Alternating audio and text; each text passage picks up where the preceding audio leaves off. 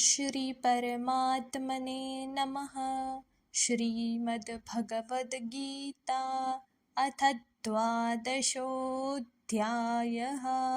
अर्जुन बोले, जो भक्त इस प्रकार निरंतर आप में लगे रहकर आप अर्थात सगुण साकार की उपासना करते हैं और जो अविनाशी निर्गुण निराकार की ही उपासना करते हैं, उन दोनों में से उत्तम योगविद्ता कौन है? श्री भगवान बोले, मुझ में मन को लगाकर नित्य निरंतर मुझ में लगे हुए जो भक्त परम श्रद्धा से युक्त होकर मेरी अर्थात सगुण साकार की उपासना करते हैं, वे मेरे मत में सर्वश्रेष्ठ योगी है। व्याख्या। यद्यपि ज्ञान और भक्ति दोनों ही मनुष्य का दुख दूर करने में समान है, तथापि ज्ञान की अपेक्षा भक्ति की अधिक महिमा है। ज्ञान से तो अखंड सर की प्राप्ति होती है, पर भक्ति से अनंत रस प्रतिक्षण वर्धमान प्रेम की प्राप्ति होती है। जैसे संसार में किसी वस्तु का ज्ञान होता है कि ये रुपये है आदि, तो इस ज्ञान से केवल अज्ञान अनजानपना मिट जाता है। ऐसे ही तत्व ज्ञान से केवल अज्ञान मिटता है। अज्ञान मिटने से दुख भय जन्म मरण ये सब मिट जाते हैं, परंतु भक्ति ज्ञान से भी विलक्षण है। जैसे ये रुपये है, यह ज्ञान हो जाने पर अनजानपना मिट जाता है, पर उनको पाने का लोभ हो जाए कि और मिले तो उसमें एक विशेष रस आता है। वस्तु के आकर्षण में जो रस है, वह रस वस्तु के ज्ञान में नहीं है। ऐसे ही भक्ति में एक विशेष रस है। ज्ञान का रस तो स्वयं लेता है, पर प्रेम का रस भगवान लेते हैं। भगवान ज्ञान के भूखे नहीं है, भगवान ज्ञान के भूखे नहीं है, प्रत्युत प्रेम के भूखे हैं। अतः प्रेम मुक्ति, तत्वज्ञान, स्वरूप बोध, आत्म साक्षात्कार कैवल्य से भी आगे की वस्तु है।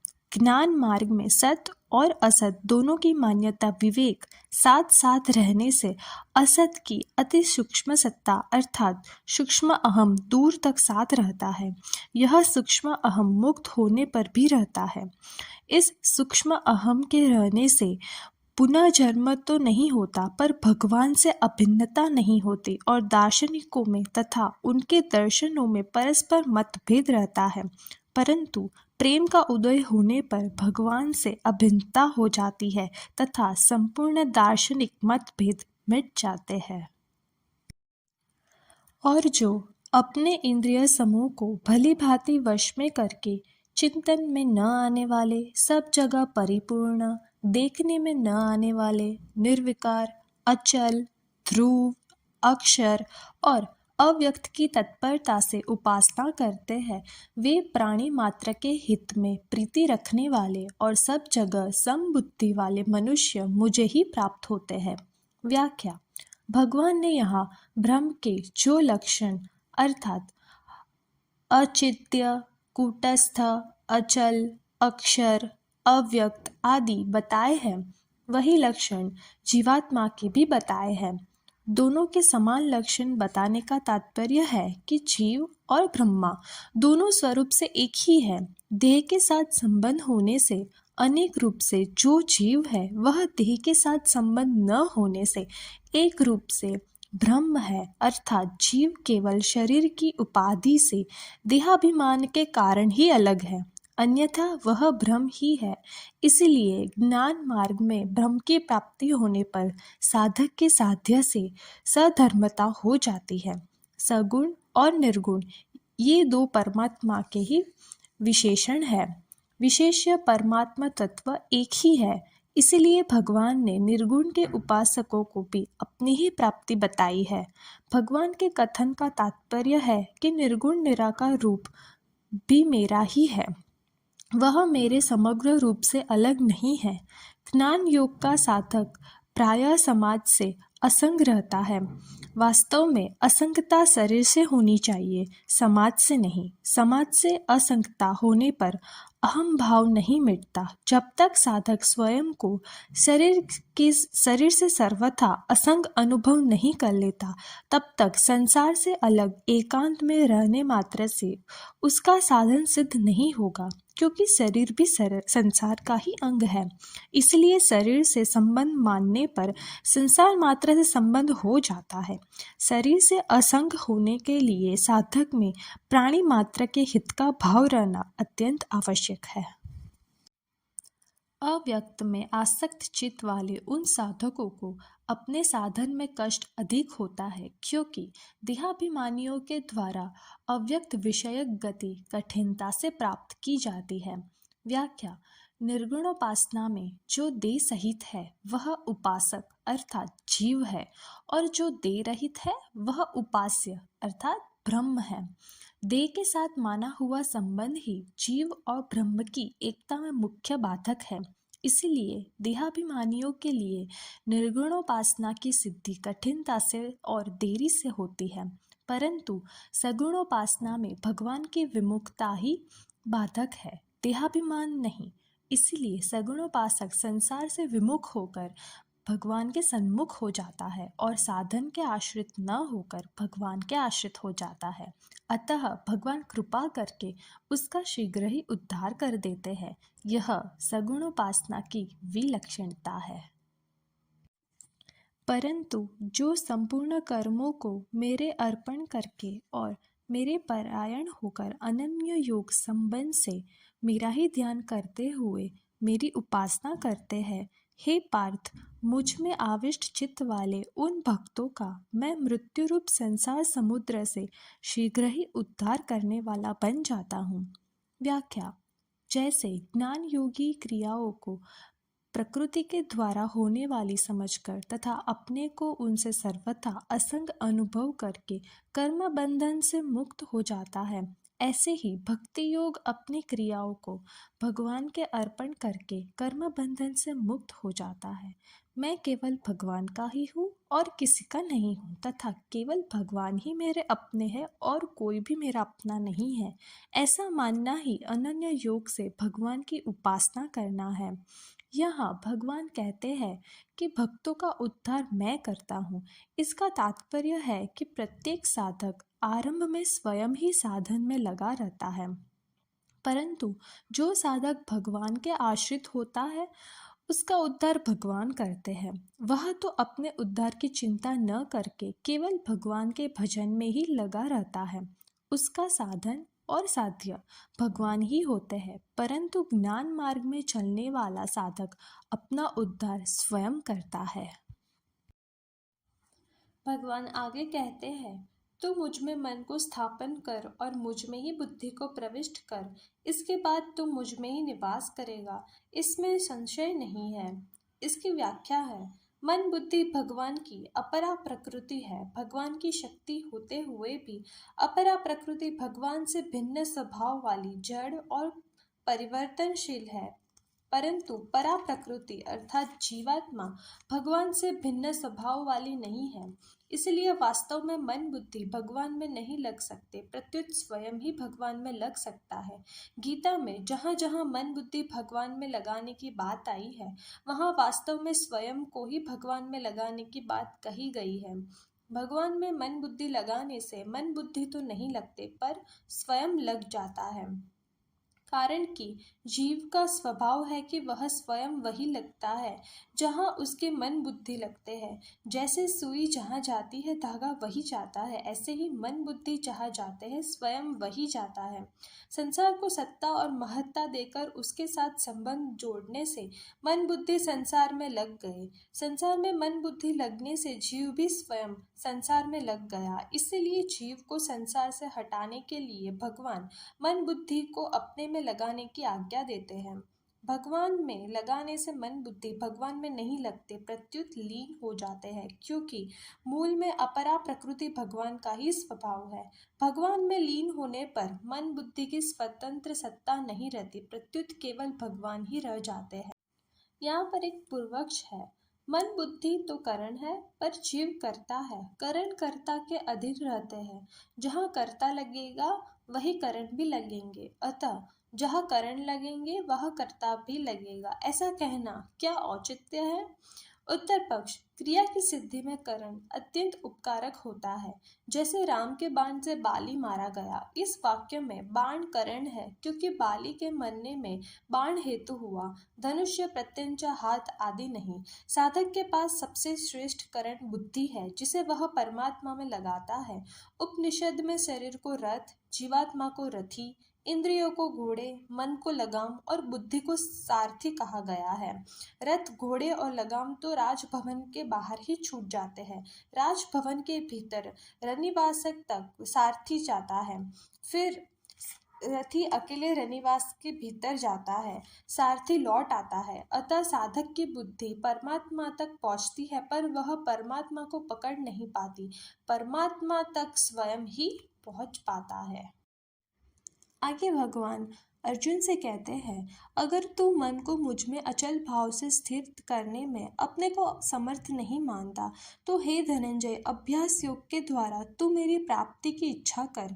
अगर तू अभ्यास योग में भी अपने को असमर्थ पाता है तो मेरे लिए कर्म करने के परायण हो जा। मेरे लिए कर्मों को करता हुआ भी तू सिद्धियों को प्राप्त हो जाएगा। व्याख्या, एकमात्र भगवत प्राप्ति के उद्देश्य से किया गया भजन, नाम जप आदि अभ्यास योग है। यदि केवल अभ्यास हो, योग न हो, तो एक नई स्थिति बनेगी, कल्याण नहीं होगा। मन का निरोध करना अथवा मन को बार बार भगवान में लगाना अभ्यास है, परंतु अभ्यास योग में मन का निरोध नहीं है, प्रत्युत मन से संबंध विच्छेद है। अभ्यास की अपेक्षा भी क्रियाओं को भगवान के अर्पण करना सुगम है, कारण कि अभ्यास तो नया काम है जो करना पड़ता है, पर कर्म करने का स्वभाव पड़ा हुआ होने से कर्म स्वतः होते हैं। उन लौकिक परमार्थिक सभी कर्मों को भगवान के अर्पण करने से मनुष्य सुगमता पूर्वक भगवान को प्राप्त हो जाता है। आगे कृष्ण जी कहते हैं, अगर मेरे योग समता के आश्रित हुआ तू इस पूर्व श्लोक में कहे गए साधन को भी करने में अपने को असमर्थ पाता है, तो मन इंद्रियों को वश में करके संपूर्ण कर्मों के फल की इच्छा का त्याग कर। इसकी व्याख्या, यदि साधक संपूर्ण कर्मों को भगवान के अर्पण न कर सके, अर्थात भगवान के लिए सभी कर्म न कर सके, तो उसे फलेच्छा का त्याग करके कर्तव्य कर्म करने चाहिए, क्योंकि फलेच्छा ही बांधने वाली है। फल की इच्छा का त्याग करके कर्तव्य कर्म करने से उसका संसार से संबंध विच्छेद हो जाएगा। अभ्यास से शास्त्र ज्ञान श्रेष्ठ है, शास्त्र ज्ञान से ध्यान श्रेष्ठ है, और ध्यान से भी सब कर्मों के फल की इच्छा का त्याग श्रेष्ठ है, क्योंकि त्याग से तत्काल ही परम शांति प्राप्त हो जाती है। इसकी व्याख्या, अभ्यास, शास्त्र ज्ञान और ध्यान ये तीनों तो करण सापेक्ष है, पर कर्मफल त्याग करण निरपेक्ष है। वास्तव में ये चारों ही साधन श्रेष्ठ है और उन साधकों के लिए है जिनका उद्देश्य त्याग क्या है, परंतु कर्मफल त्याग को श्रेष्ठ बताने का कारण यह है कि लोगों में इस साधन के प्रति है ये बुद्धि है, जबकि त्याग में कर्मफल का त्याग ही श्रेष्ठ है। इस श्लोक में आए 4 साधनों के अंतर्गत 10वें श्लोक में आए भगवान के लिए कर्म करना अर्थात भक्ति को नहीं लिया है। इसका कारण यह है कि भक्ति में ही साधन की पूर्णता हो जाती है, अतः भक्ति और त्याग दोनों ही श्रेष्ठ है। कर्मफल त्याग का अर्थ है कर्मफल की इच्छा का त्याग करना। इच्छा भीतर होती है और फल त्याग बाहर होता है। फल त्याग करने पर भी भीतर में उसकी इच्छा रह सकती है, अतः साधक का उद्देश्य कर्मफल की इच्छा के त्याग का रहना चाहिए। इच्छा का त्याग होने से जन्म मरण का कारण ही नहीं रहता। मुक्ति वस्तु के त्याग से नहीं होती, प्रत्युत इच्छा के त्याग से होती है। इसलिए गीता में फलेच्छा के त्याग पर अधिक जोर दिया गया है। किसी साधन की सुगमता अथवा कठिनता साधक की रुचि और उद्देश्य पर निर्भर करती है। रुचि और उद्देश्य एक भगवान का होने से साधन सुगम हो जाते हैं, परंतु रुचि संसार की और उद्देश्य भगवान का होने से साधन कठिन हो जाता है। आगे के श्लोक में बताया गया है कि भगवान को कैसे भक्त प्रिय है।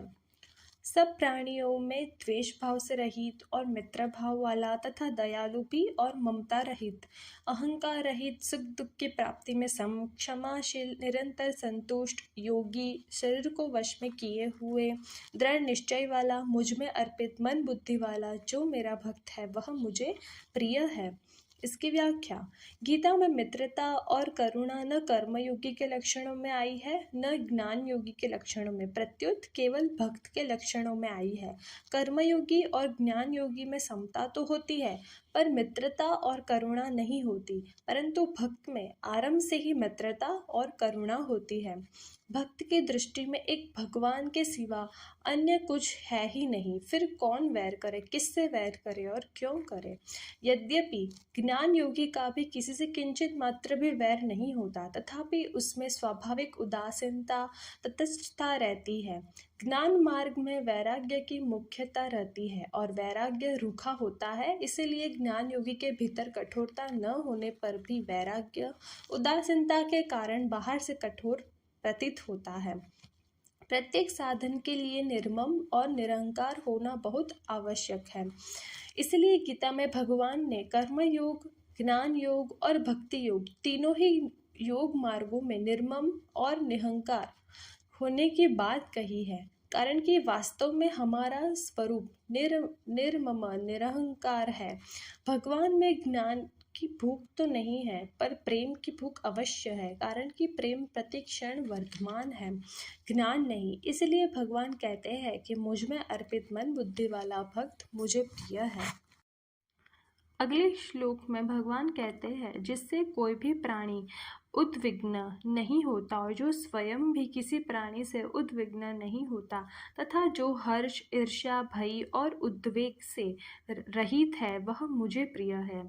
इसकी व्याख्या। भगवान के सिवाय अन्य की सत्ता मानने से ही उद्वेग, ईर्ष्या, भय आदि होते हैं। भक्त की दृष्टि में एक भगवान के सिवाय अन्य कोई सत्ता है ही नहीं, फिर वह किससे उद्वेग, ईर्ष्या, भय आदि करे और क्यों करे। अगला श्लोक। जो अपेक्षा आवश्यकता से रहित, बाहर भीतर से पवित्र, चतुर, उदासीन, व्यथा से रहित और सभी आरंभों का अर्थात नए नए कर्मों के आरंभ का सर्वथा त्यागी है वह मेरा भक्त मुझे प्रिय है। इसकी व्याख्या। भक्त का दर्शन, स्पर्श, भाषण दूसरों को शुद्ध करने वाला होता है। उसके शरीर का स्पर्श करने वाली हवा भी शुद्ध करने वाली होती है। यद्यपि ऐसी शुद्धि ज्ञान योगी महापुरुषों में भी होती है, तथापि भक्त में आरंभ से ही सबके हित का भाव विशेष रूप से रहने के कारण उसमें विशेष शुद्धि होती है। भक्त ने करने योग्य काम कर लिया अर्थात भगवत प्राप्ति रूप उद्देश्य पूरा कर लिया, इसलिए वह दक्ष है। भक्त भोग तथा संग्रह के लिए किए जाने वाले संपूर्ण कर्मों का सर्वथा त्यागी होता है। उसके द्वारा होने वाले संपूर्ण कर्म भगवान की प्रसन्नता के लिए ही होते हैं। संसार में किंचित मात्र भी आसक्ति न रहने से भक्त का एकमात्र भगवान में स्वतः स्वाभाविक प्रेम होता है। अगला श्लोक। जो न कभी हर्षित होता है, न द्वेष करता है, न शोक करता है, न कामना करता है और जो शुभ अशुभ कर्मों से ऊंचा उठा हुआ राग द्वेष रहित है वह भक्तिमान मनुष्य मुझे प्रिय है। इसकी व्याख्या। हर्ष और शोक, राग और द्वेष ये द्वंद्व है। भक्त में कोई भी द्वंद्व नहीं रहता, वह निर्द्वंद्व हो जाता है। उसके संपूर्ण कर्म राग द्वेष से रहित होते हैं। अगला श्लोक। जो शत्रु और मित्र में तथा मान अपमान में सम है और शीत उष्ण, शरीर की अनुकूलता प्रतिकूलता तथा सुख दुख, मन बुद्धि की अनुकूलता प्रतिकूलता में सम है एवं आसक्ति रहित है और जो निंदा स्तुति को समान समझने वाला, मननशील, जिस किसी प्रकार से भी शरीर का निर्वाह होने न होने में संतुष्ट, रहने के स्थान तथा शरीर में ममता आसक्ति से रहित और स्थिर बुद्धि वाला है वह भक्तिमान मनुष्य मुझे प्रिय है। इसकी व्याख्या। इन दो श्लोक में भगवान ने वे ही स्थल दिए हैं जहाँ समता होने में कठिनता आती है। यदि इनमें समता हो जाए तो अन्य जगह समता होने में कठिनता नहीं प्रतीत होगी। अपने पर कोई असर न पड़ना ही समता है।